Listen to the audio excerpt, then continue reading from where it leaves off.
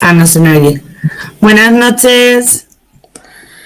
Buenas noches a todos y a todas, ¿qué tal? Bueno, hoy queremos presentaros a un educador social.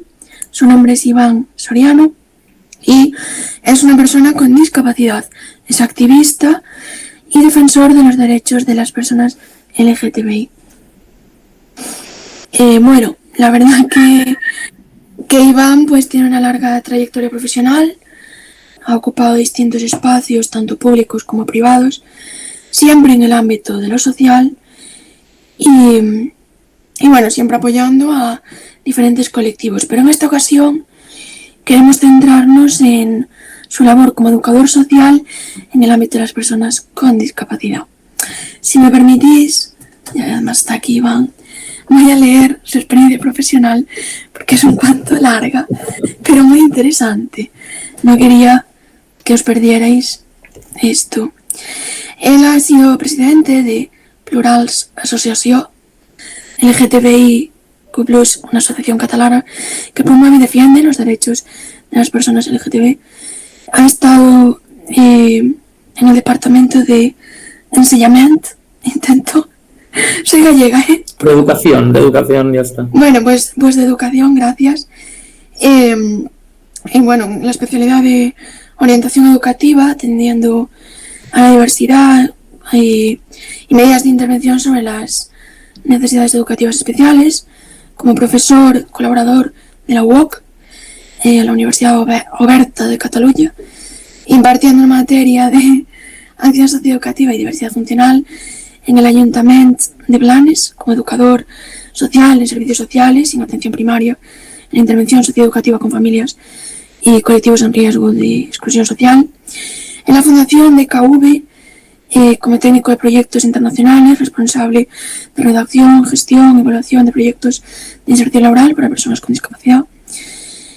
Y en entidades del tercer sector, como educador, como coordinador, director de servicios dirigidos a personas, atención a minorías y a personas en riesgo o situación de exclusión social.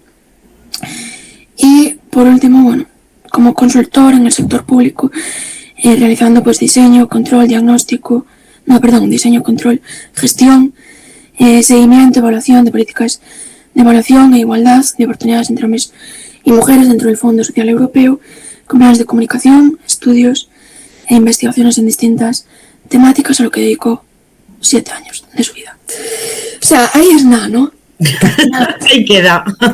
Casi y aún tengo que jubilarme. Sí, la verdad que... Bueno, Iván, pues, como sabes, vamos a hacerte una pequeña entrevista, también una charleta así de entre colegas. Y bueno, en primer lugar, pues buenas noches, bienvenido. Y quería darte las gracias muy especialmente de que estés aquí con nosotras y podemos charlar contigo sobre todo este recorrido profesional que tienes, tan amplio, y sobre todo en educación y discapacidad, como hemos dicho, ¿no? Y bueno, la verdad que me hace muchísima ilusión entrevistarte un poquito, conocerte un poquito, porque me encanta un poquito lo que has hecho, lo que he visto en redes, lo que he leído. En general me ha gustado muchísimo. Y bueno, te quería plantear una serie de preguntas. La primera es para mí imprescindible, supongo que Yani está conmigo. ¿Por qué educación social? ¿Por qué decidiste estudiar educación social? Primero de todo, también quería transmitir mi ilusión de poderme encontrar con una educadora y una futura educadora social que también son del colectivo de personas con diversidad funcional. Sí. Cuando nos juntamos 3 personas con discapacidad y nos dejan un micro abierto, podemos ser realmente terroríficos, pero ahí está la gracia de la cuestión. ¿Por qué ser educador social? Bueno, yo a los 6 años me amputaron una pierna, nunca hice deporte, pero sí que estaba muy vinculado con los movimientos de ocio y tiempo libre en Cataluña. Y y bueno, pues era como una primera toma, era monitor, luego fui director, fundamos un movimiento asociativo de educación no formal y bueno, poco a poco, pues mira, de ahí me fue naciendo pues esta vocación, se me planteó delante la carrera de educación social, creo que era el segundo año que la hacía cuando yo la empecé. Entonces era como algo muy relacionado con en este caso con lo que era la animación sociocultural, que yo por entonces no sabía ni qué era animación sociocultural lo que hacía, ¿no? Y bueno, pues me metí y la verdad que fue una carrera que disfruté en su momento muchísimo, porque me ayudó a ampliar mi manera de entender la realidad. Sí que yo en mis estudios fueron muy idealistas, ¿no? Estuvo muy bien, pero luego me tuve que afrontar con la realidad del mercado laboral, pero de eso ya hablaremos después. Pero sí que fue todo un descubrimiento para mí la educación social en su momento y la verdad es que me encantaba estudiarla y bueno, y me fui adentrando y hasta el día de hoy. Sí, bueno, es que me encanta escucharte porque hay muchas cosas que comparto, ¿no? Pero sí, yo creo que Jenny también. Sí, yo la verdad somos que educadoras estoy disfrutando, o sea, yo mira que han pasado años y a día de hoy yo no sabía lo que era la educación social realmente, o sea, yo claro, siempre parece que el trabajo social es lo que conoce la gente, encima siempre es como, tú eres parecido al trabajo social, ¿no? Es como, bueno, ya te lo explicaré en otro momento, ¿sabes? Es gracioso porque han pasado casi 25 años de cuando yo empezaba a estudiarlo y todavía siguen haciendo las mismas preguntas. Sí, o sea, exactamente igual. Claro, yo empecé a investigar porque, bueno, como auxiliar con personas con discapacidad, pues yo empecé a investigar pues para ir más allá y dije, o sea, cuando empecé trabajador social, terapeuta ocupacional, educador, y dije, educador social, ¿qué es eso? Y empecé a investigar, encontré, claro, aquí en Zaragoza, lo he comentado varias veces, sigo reivindicando que en la Universidad de Zaragoza no hay educación social. Entonces encontré la UOC, que para mí fue siempre lo he dicho en otros programas, para mí fue muy bueno porque pues me permitía trabajar y estudiar. Y la verdad que estoy disfrutando la carrera, o sea, igual que lo has dicho tú, o sea, yo de verdad, o sea, siempre digo, toda institución y toda persona tenemos cosas que mejorar, pero yo estoy disfrutando la carrera desde el minuto 1 hasta ahora, como si no hubiera un mañana. O sea, y la verdad que es encantador encontrarme con profesores, en este caso contigo, que transmiten realmente su pasión por la educación social. La educación social, yo creo que te lleva donde te ha llevado a ti si te resuena, ¿sabes?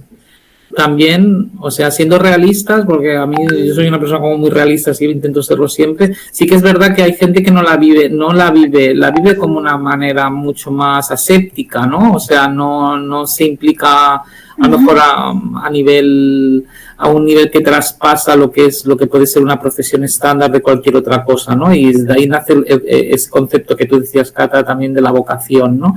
Entonces, cuando te resuena, y te puede resonar por múltiples de motivos, son infinitas las cosas que te pueden hacer que te resuene, es bonita.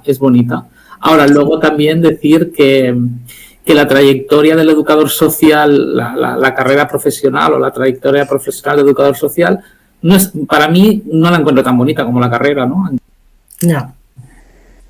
Mira, me encanta ese matiz, ¿no? Pues todavía no estoy en ese área, pero ya llegaré. Llegaremos a llegaré. Y sí que, bueno, muy brevemente, porque Tania, que Jenny compartió un poquito, pues yo la verdad que ya casi voy a lanzar esta pregunta, aunque no era un poquito la que iba a decir, ¿no? Pero quien me conoce un poquito sabe cómo soy yo entrevistando. A mí me llamaba muchísimo siempre desde pequeña. Tenía clarísimo que quería trabajar con el ámbito de las personas con discapacidad. Y no sé si vosotros, cuando entrasteis, bueno, Iván, por supuesto, tenías claro un ámbito o no, y fue surgiendo y demás. En la carrera, digo, ¿eh? El micro, Iván. El micro. No está puesto. Yo no tenía claro absolutamente nada. Yo era un joven de 21 años que estaba aprendiendo. Si hay algo que no me apetecía era trabajar con diversidad funcional, porque al final yo creo que también yo vivía en una época que negaba también, inconscientemente a lo mejor estaba negando, me estaba autonormalizando mucho, porque físicamente estaba mucho mejor de lo que estoy ahora, por ejemplo. Entonces no era una cosa, me gustaba, era solvente en la materia, pero no lo veía como un ámbito profesional para mí. Y a lo mejor necesitaba más adrenalina, quería otras cosas, ¿no? Y ha sido el tiempo que me ha acercado y me ha acercado también porque, claro, cuando en nuestros casos, ¿no? que somos personas vivientes de la discapacidad y podemos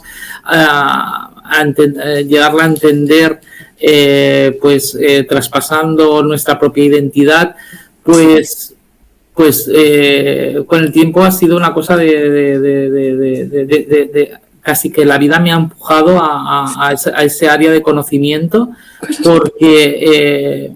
porque se ha hecho natural en mi vida, y luego pues ha tenido una repercusión sobre mi carrera profesional y ya está, ¿no?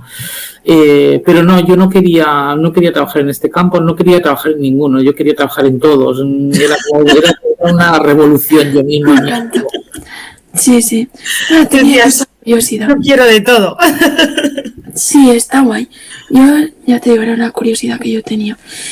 Bueno, aquí planteo una cosa, y es que antes de continuar me gustaría preguntarte qué término prefieres emplear. Veo que utilizas mayoritariamente en la diversidad funcional, pero bueno, como este tema es foco de conflicto incluso, ¿no? A veces dentro y fuera del colectivo. De debate en las aulas. De debate, Es que a mí me parece todo tan absurdo este conflicto. Y si hay alumnos de mi aula, que no sé qué les invité, si alguno se ha conectado, pero no estoy viendo quién haya conectado, ¿no? Yo os lo digo, chicos, chicas, es absurdo, no hay discusión. No, es que las palabras conviven, coexisten y no hay ninguna que tenga que suplir y aniquilar a otra. Sí que hay que quitar del lenguaje profesional aquellas palabras que están fundamentadas en una atribución peyorativa de la persona, o que sean ofensivas para la identidad de una persona. Pero en esta dicotomía que los propios estudiantes se crean en mi asignatura sobre y socialmente, sobre qué hay que decir discapacidad, diversidad funcional, pues no, hay que decir lo que requiere cada momento.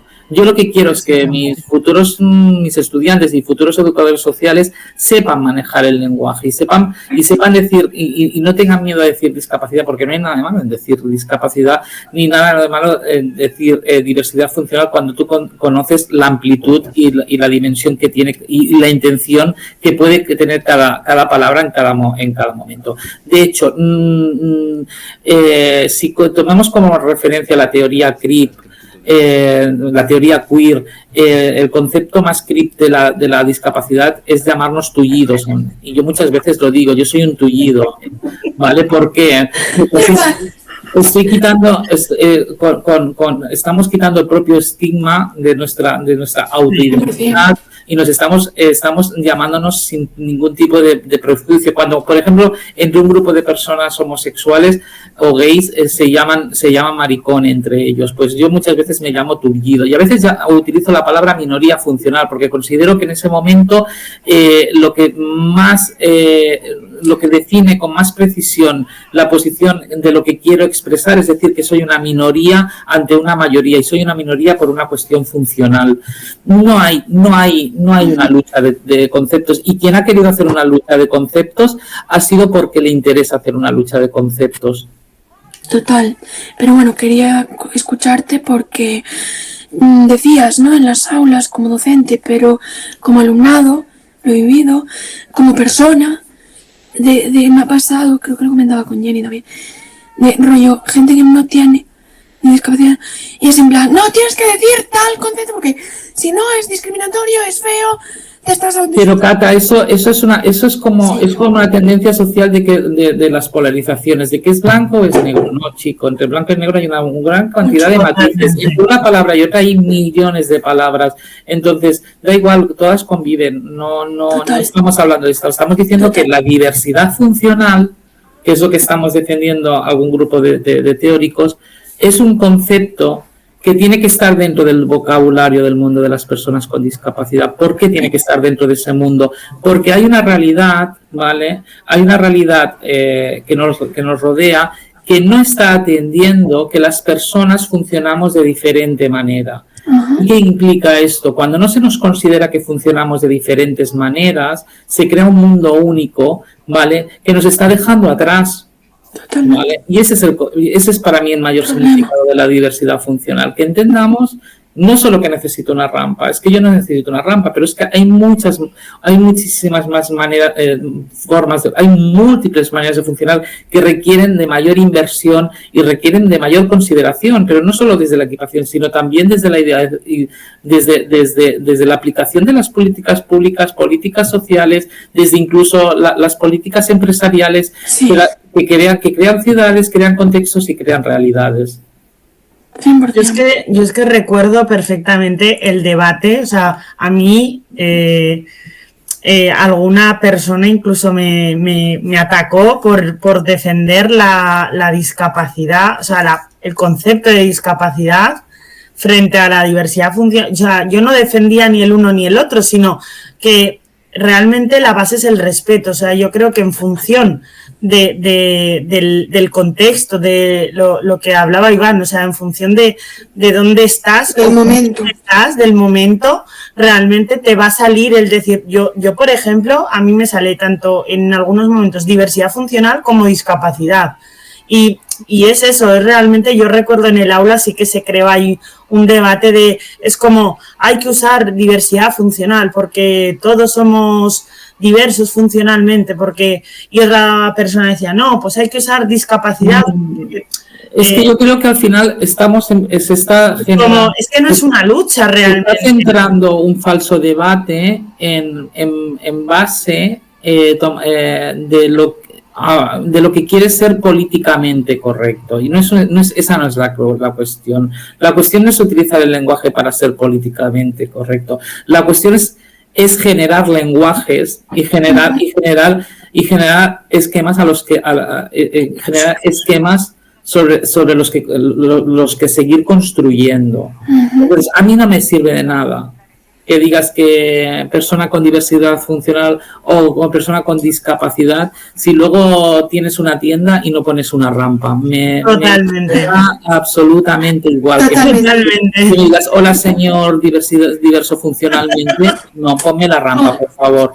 Totalmente. Yo siempre lo he dicho, hicimos no sé si se seguirá haciendo, pero hicimos una actividad a lo largo de todo el semestre que para mí fue, a mí me hizo un clic súper importante en realmente tú sales a la calle y no vas mirando los portales, no vas mirando las tiendas. Y con Iván pues hicimos una actividad que a lo largo de todo el semestre teníamos que ir haciendo fotos, tanto positivas como negativas de accesibilidad. Entonces realmente te das cuenta y dices, pero es que el que ha hecho esa rampa realmente se ha dado cuenta de que por ahí no, o sea, por mucha rampa que sea, por ahí no puedes subir una silla de ruedas. O sea, yo me encontré una rampa súper empinada en un portal de una casa que decía, es que ahí no puede esa persona. Para mí esa actividad fue un clic súper importante de cómo realmente y hablamos de las arquitectónicas porque son las tangibles, las que vemos, pero si empezamos a hablar de las barreras culturales, de las barreras sociales, interpersonales, emocionales hacia la discapacidad, entonces vemos que vivimos en una sociedad todavía muy alejada a lo que es una comprensión más fundamentada en el derecho que no otra cosa respecto a las personas con discapacidad. Y es lo que tenemos, porque es igual de barrera que cuando yo camino por la calle con pantalones cortos, reciba miradas totalmente invasivas, que dices, bueno, es que es así, ¿no? Es que la diferencia genera inquietud, ¿no? Pero ¿por qué se me está considerando todavía diferente? Y cómo voy viendo qué pasa en los años y todavía se me considera diferente, y a veces incluso veo involución, porque evidentemente no se está tratando bien la discapacidad, porque evidentemente nuestra sociedad no está integrando realmente el concepto de la diversidad, y se está, porque una cosa son los discursos y otra cosa es el aprendizaje real, el aprendizaje social, y lo que la gente llega a moldear sus ideas, ¿no? Y vas viendo que va pasando igual y sigue generando la misma inquietud, ¿no? O peor. Entonces, peor. Eso es una barrera, es otra barrera, y es una barrera con la que vivimos nosotros. Sí, que realmente lo que vemos es a veces con lo que nos quedamos, pero a veces hay muchas barreras invisibles que realmente son incluso no más importantes, pero son igual de importantes para avanzar, y a veces no se tienen en cuenta en ningún momento. Sí, la verdad es que pienso igual que vosotros, porque considero que falta, sobre eso algo he planteado, ahora lo hablaremos, porque a veces me da la sensación, yo he aprendido mucho con el perfil que tengo en el Instagram, ¿no? De conocer y escuchar historias, ¿no? De muchas personas con casuísticas diversas, ¿no? Claro, desde mi mundo, pues se ve de una manera, pero por ejemplo el detalle de, nunca me había parado a pensar, el detalle de, cualquiera diría que es accesibilidad, pero es de que si tú vas con realmente perras, ¿vale? Y no recoges las heces de ese animal, incluso pues no limpias correctamente, pues no, pues con agua o con agua y lo que sea, fire, la orina, para la siguiente persona que muy probablemente pase con una silla de ruedas, se va a comer con las manos literalmente esa mierda, hablando mal. Claro, yo nunca lo había pensado, hasta que alguien de mi perfil que está en silla ha puesto una foto de, joder, me he vuelto a manchar las manos todas de caca, que a todos nos daría muchísimo asco, porque la gente es incívica y no recoge, ¿no? O las personas esa accesibilidad es. Lo que pasa es que en mi cabeza nunca. O las personas ciegas que van con el palo, al final, lo que dices, si van con el palo se les va a llenar de. Y al final, cuando lo vayan a recoger porque vayan a entrar a un sitio, pues va a estar el palo. Sí, muy higiénico todo, sí. Sí, vamos, sí. Son detalles. Aspectos que no nos damos cuenta o sea, somos totalmente ignorantes en esos aspectos.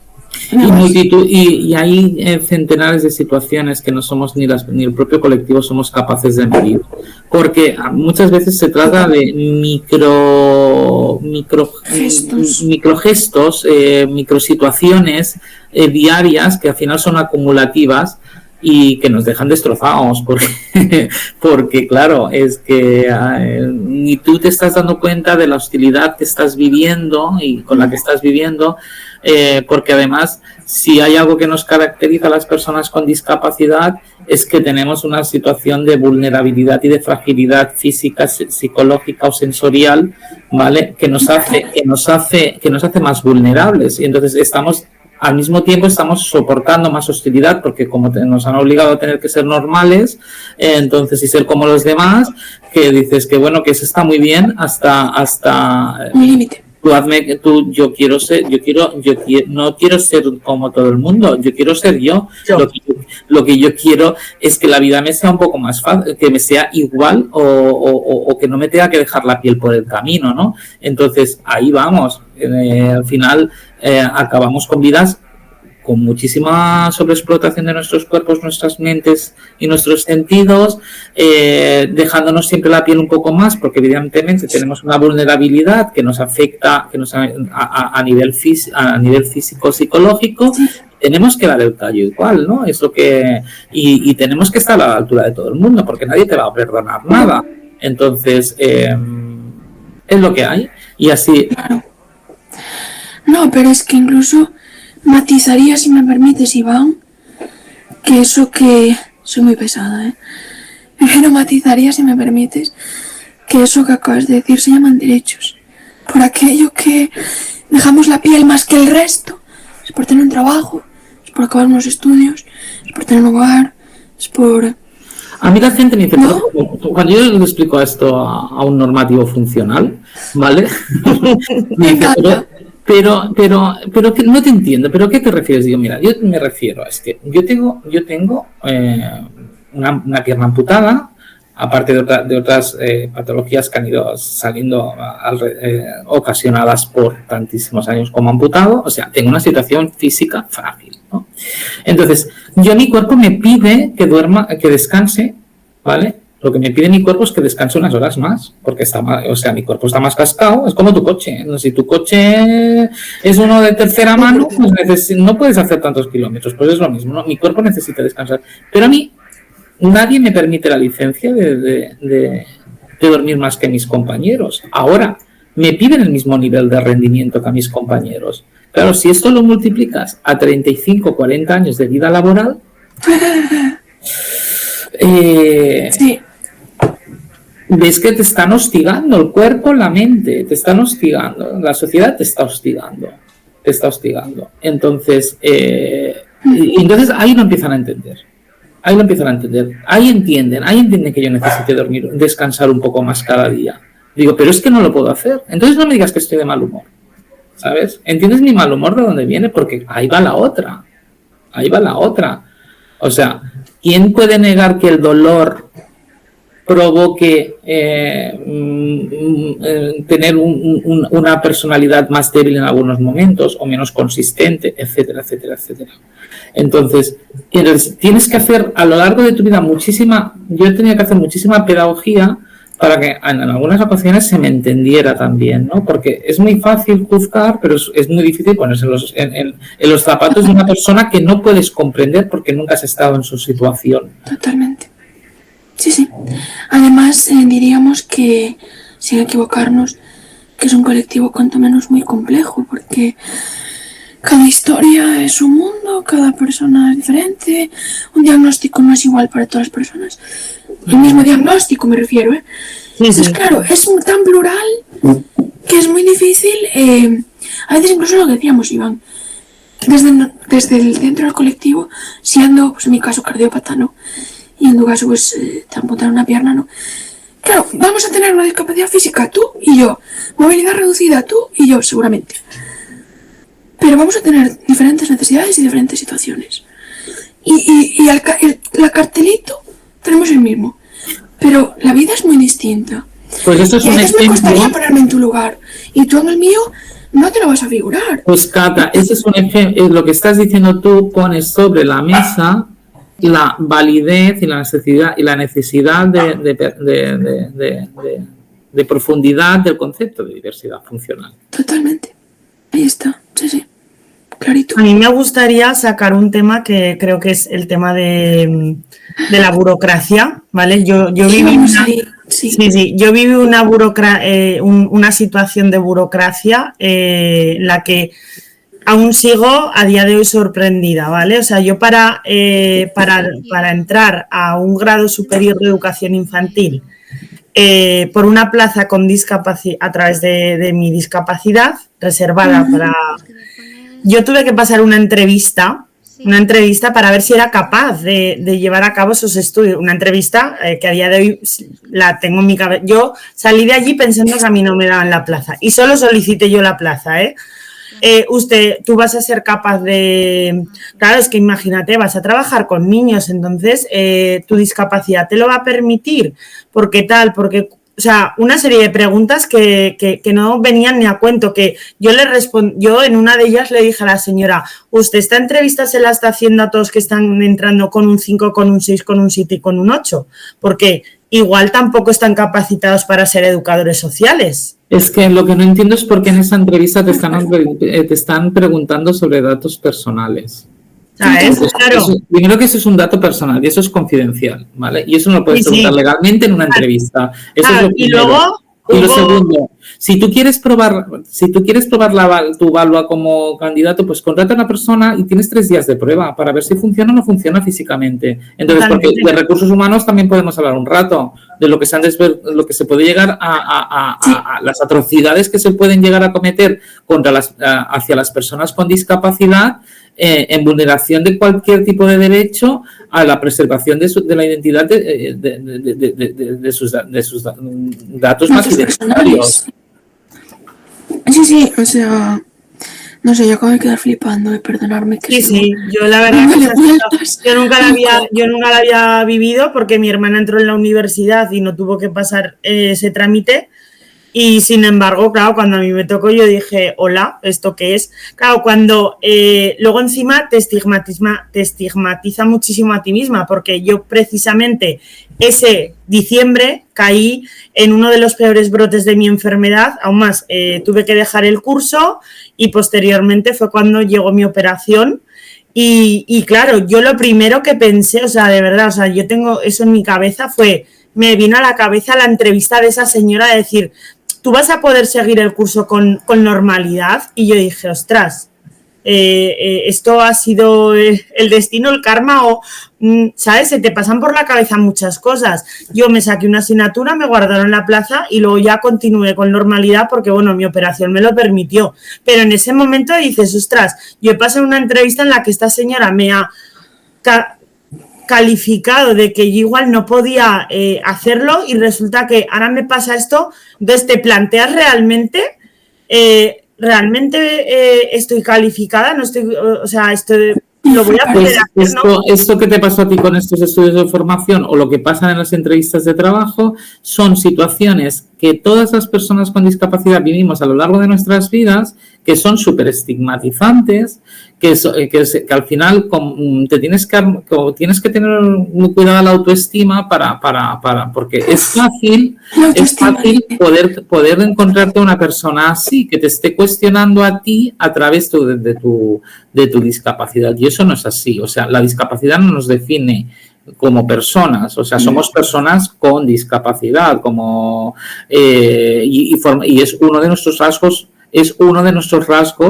pero muchas veces se utiliza como forma categórica, como en el ejemplo que estás comentando, para poner en duda todo tu yo, por el hecho de que se plantea que tienes discapacidad, ¿no? Entonces, ¿falta conocimiento? Pues muchísimo, muchísimo. Y falta incorporación de políticas no de fachada y de apariencia y de ser políticamente correctos con la discapacidad, no, faltan políticas realmente mucho más profundas, basadas en la legitimización de los derechos y basadas en un conocimiento mucho más amplio que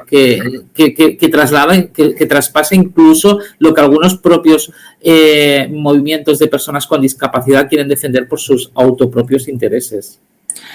Sí, sobre este tema quería plantear una cuestión, no sé si estarás de acuerdo conmigo, pero yo le pregunto, es una percepción que yo tengo. Te preguntaba, desde tu experiencia trabajando como educador social en el ámbito de personas con discapacidad, a veces, muy ligado a lo que decía Jenny, me da la sensación, incluso ahí, que hay mucha burocracia, ¿no? Y poco, digamos, yo le llamé activismo-reflexión, ¿no?